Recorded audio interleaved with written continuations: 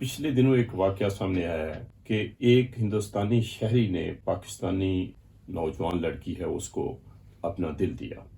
उसका दिल काम नहीं कर रहा था, तो ऑपरेट करके हिंदुस्तानी डॉक्टरों ने उसकी ज़िंदगी बचाई और वो बच्ची अब जिंदा है, ज़िंदगी गुजार रही है। क्या ये बात वाकई दुरुस्त है कि हिंदुस्तानियों को पाकिस्तानियों से नफरत नहीं, लेकिन पाकिस्तानियों के दिलों में हिंदुस्तानियों से नफरत फैलाई? हिंदुस्तानियों के जिन्होंने ये किया इंसानियत के नाते किया। मतलब ये कि वो इंसान थे। उसने कहा कि 18 साल की एक लड़की जो पाकिस्तान से गई, उसको बचपन से तकलीफ थी, लीक कर रहा था दिल। उन्होंने वहाँ पर, आपको अब मैं एक बात बता दूँ कि वहाँ पर इतनी तरक्की हो गई है मेडिकली कि अमेरिका में भी जो ऑपरेशन नहीं होते वो वहाँ होते हैं। इसलिए वहाँ वो गई हार्ट चेंज कराने। हिंदू एक 60 साल का वो इंसान था, ना वो हिंदू था ना वो मुसलमान था, वो इंसान था। उसने कहा मैं 60 साल का हो गया हूँ, मेरा दिल निकालो, इस लड़के को लगा लो। है जी, उसका दिल उसने निकाला डॉक्टर ने, और उसने दिल लगाया है जी। दिल लगाने के बाद एक पैसा नहीं लिया, फीस नहीं ली, 35 लाख छोड़ा, उसका 60-70 लाख छोड़ना लगना था, वो अफोर्ड नहीं करते थे। तो उसकी अब डॉक्टर की भी सुन लो है जी।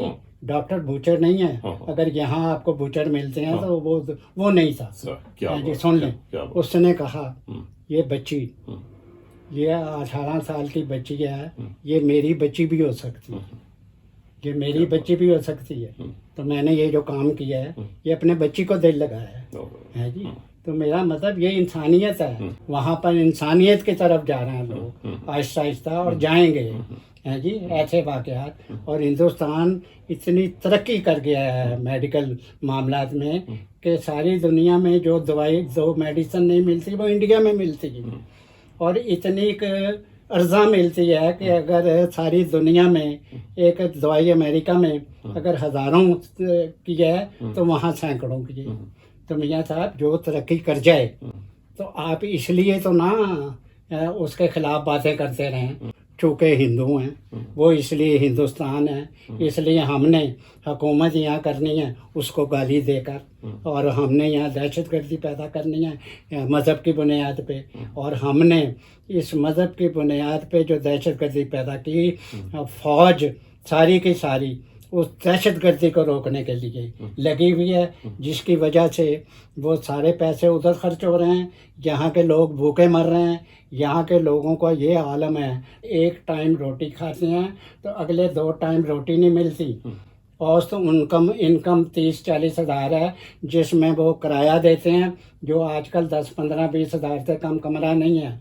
फिर बिल देते हैं, फिर बच्चों की फ़ीस देते हैं, जो फ़ीसें जो हैं आम स्कूलों की जो कोठियों में खोले हुए हैं उनकी हज़ारों रुपए फ़ीस है।